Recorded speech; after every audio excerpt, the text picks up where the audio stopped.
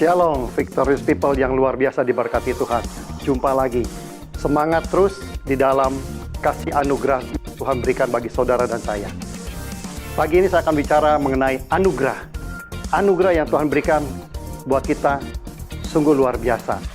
Sekarang kita masuk di dalam, yaitu zamannya anugerah, zamannya Roh Kudus. Ya, kita tahu ada zaman perjanjian lama Allah Bapa, perjanjian baru Allah Anak, yaitu Yesus Kristus, dan sekarang kita masuk dalam anugerah karena setelah Yesus terangkat, dia mengutus rohnya yang sama dengan dia, yaitu Roh Kudus. Roh Kuduslah yang tinggal di dalam saudara dan saya. Itulah anugerah yang Tuhan berikan bagi kita. Apa sih anugerah itu? Anugerah adalah ketersediaan Allah untuk semua manusia, untuk saudara dan saya yang menerima dia, yang mengenal dia. Itulah kita menerima anugerahnya.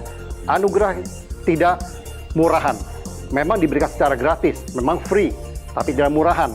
Kita harus memeliharanya, kita harus menjaganya, karena dia kudus, karena Roh Kudus tinggal dalam kita. Kita tidak boleh hidup dengan sembarangan.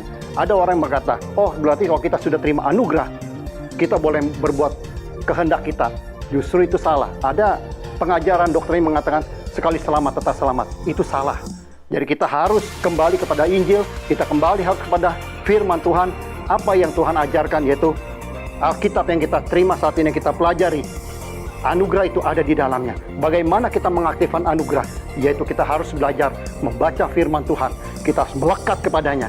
Dan kita harus dekat-dekatan dengan dia. Dan memuji menyembah dia. Banyak berdoa.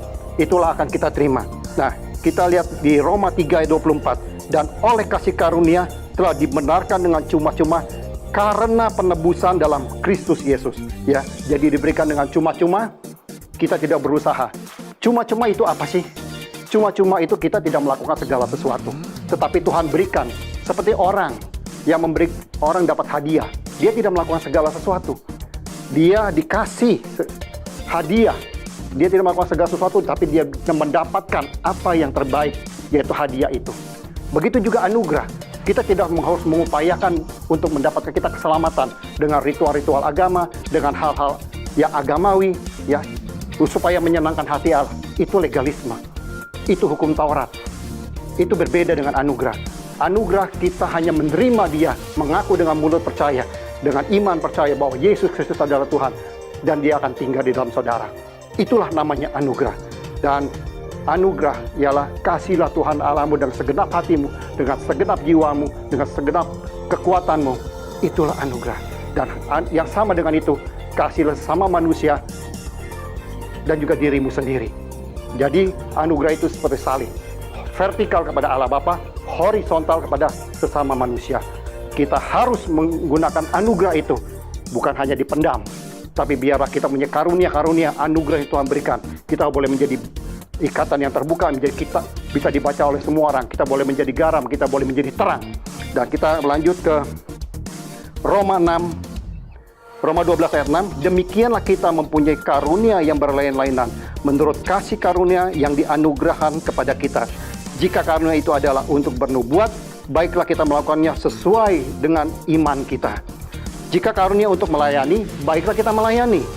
Jika karunia untuk mengajar, baiklah kita mengajar.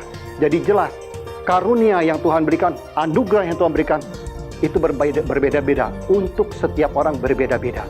Anugerah juga sama dengan iman, tergantung bagaimana kita mengekspresikannya, bagaimana kita mengaktifkannya, yaitu dengan banyak baca firman, banyak dengar-dengaran, dan mintalah hikmat, pewahyuan daripada Tuhan, dan talenta yang Tuhan berikan, seperti tadi dikatakan, ada untuk menasehati, ya karunia untuk menasehati, mengajar, ya untuk melayani, itulah karunia.